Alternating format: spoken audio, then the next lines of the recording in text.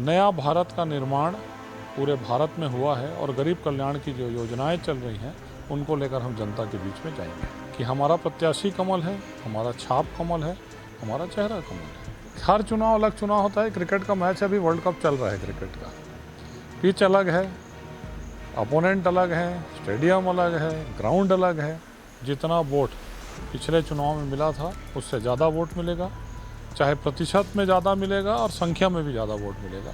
छत्तीसगढ़ में चुनावी शोर शुरू हो गया है और भाजपा ने अपने अधिकतर प्रत्याशी उतार दिए हैं। अकलतरा से सौरभ सिंह को भाजपा ने प्रत्याशी बनाया है, उनसे बात करेंगे। जिस तरह से संगठन ने भरोसा दिलाया है, जनता के बीच जाएंगे, क्या मुद्दे होंगे, क्योंकि आप 5 साल विधायक रहे हैं तो विकास के भी मुद्दे होंगे और जनता के बीच जब जाएंगे तो वो कौन कौन से मुद्दे होंगे जब उनसे जाएंगे आप अपने लिए अपने पक्ष में वोट मांगेंगे? 5 साल में जनता को हमने जो सेवा की, जनता की यहाँ का विकास कराया और एक प्रतिनिधि के नाते जो मैंने अपनी तरफ से जितना अच्छा मेरे से बना उतना इस जनता की सेवा करने का प्रयास किया। इसके साथ साथ 15 साल में जो भारतीय जनता पार्टी ने अभूतपूर्व विकास किया इस पूरे प्रदेश का, उसको लेकर और 9.5 साल में माननीय प्रधानमंत्री जी के नेतृत्व में जो नया भारत का निर्माण पूरे भारत में हुआ है और गरीब कल्याण की जो योजनाएं चल रही हैं उनको लेकर हम जनता के बीच में जाएंगे। पिछले 3 चुनावों में रमन सिंह इस छत्तीसगढ़ में भाजपा के चेहरे रहते आए हैं। इस पर उन्हें चेहरा ना बना करके कोई ऐसा चेहरा यहाँ पर अभी इस बार नहीं है, मुख्यमंत्री का चेहरा कहें सीधे तौर पे। तो जब जाएंगे तो क्या कमल छाप या मोदी जी के चेहरे पर वोट मांगे? मोदी जी ने बिलासपुर की सभा में और जगदलपुर की सभा में स्पष्ट बोला है कि हमारा प्रत्याशी कमल है, हमारा छाप कमल है, हमारा चेहरा कमल है। पिछले चुनाव की बात करें तो बसपा और जनता कांग्रेस छत्तीसगढ़ का गठबंधन हुआ था। इस बार दोनों पार्टी अलग अलग चुनाव लड़ने की मूड में है। इसे कितना बड़ा फैक्टर मानते हैं और कितना अंतर इस चुनाव में देख रहे हैं? हर चुनाव अलग चुनाव होता है। क्रिकेट का मैच है, अभी वर्ल्ड कप चल रहा है क्रिकेट का। पिच अलग है, अपोनेंट अलग है, स्टेडियम अलग है, ग्राउंड अलग है। पिछली जो चुनाव था वो इतिहास हो गया, उसके पहले के चुनाव थे वो इतिहास हो गए। ये नया चुनाव है, नई पिच है, 50 ओवर हम खेलेंगे, 50 ओवर वो खेलेंगे। अलग अलग ताकतें, अलग अलग राजनीतिक दल आज यहाँ पर हैं।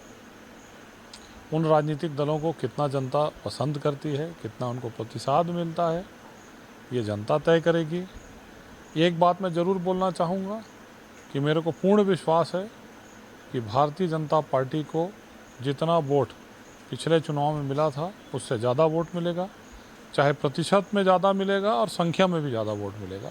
हमारी जीत होगी ये भी तय है, पर जीत कितने मतांतर से होगी ये वो लोग तय करेंगे जो अपने बीच में वोटों का विभाजन करेंगे।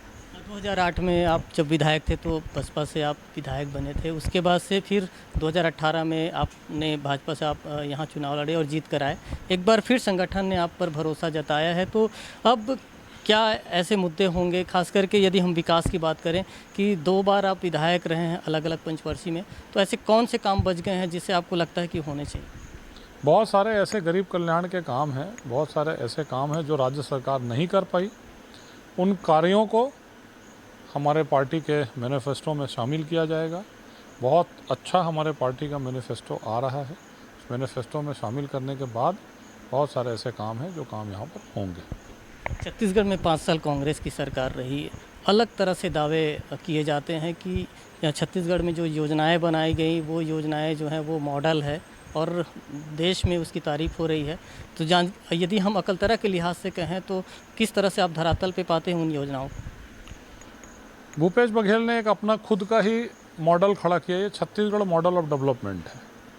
छत्तीसगढ़ मॉडल ऑफ डेवलपमेंट में गोबर की कैसे पोल खुली आप देख चुके हैं, गौठान की कैसे पोल खुली आप देख चुके हैं, नरवा घुरवा वाड़ी की कैसे पोल खुली आप देख चुके हैं, डीएमएफ के पैसे का कैसे दुरुपयोग हुआ आप देख चुके हैं, दारू में कैसे भ्रष्टाचार हुआ ये आप देख चुके हैं। यहाँ की जनता कोयले में कैसे 25 रुपये लेते थे ये देख चुके हैं। यही तो छत्तीसगढ़ मॉडल ऑफ डेवलपमेंट है भूपेश का। बड़ी बड़ी होर्डिंग दिल्ली में लगाकर, रायपुर में लगाकर जनता उस बात पर फंसने वाली नहीं है उल्टा सीधा बोलकर कि यहाँ पर बेरोजगारी तो 0.7% है। आज आके खड़े होकर भूपेश बघेल जी बोले कि बेरोजगारी 0.7% है। आंकड़ों की बाजीगरी करना और जनता को मूर्ख बनाना, गंगा जल के सौगंध करके कहना कि हम शराबबंदी कर देंगे। इसी जांजगीर चांपा जिले के हमारे हाई स्कूल के मैदान में भूपेश बघेल जी ने कहा था, अपने एक रैली में कहते, शराब बंद होगा दूध की नदी बहेगी। कहाँ दूध की नदी बही, कहाँ शराब बंदी हुई। तो ऐसा झूठा सा वादा करके पिछली बार वो लोग वोट पा गए थे। इस बार जनता होशियार है, उनको वोट देने वाली नहीं है। भारतीय जनता पार्टी की सरकार बन रही है। अभी तो टिकट नहीं बांट सक रहे हैं, लड़ाई कर रहे हैं, दिन भर टिकट के लिए मार कुटाउल हो रहा है। ये थे हमारे साथ अकलतरा प्रत्याशी सौरभ सिंह जी। इनका साफ कहना है कि इस बार ज़्यादा अंतर से भाजपा की जीत होगी और सरकार भी छत्तीसगढ़ में भाजपा की बनेगी। राजकुमार साहू, IBC 24, जांजगीर।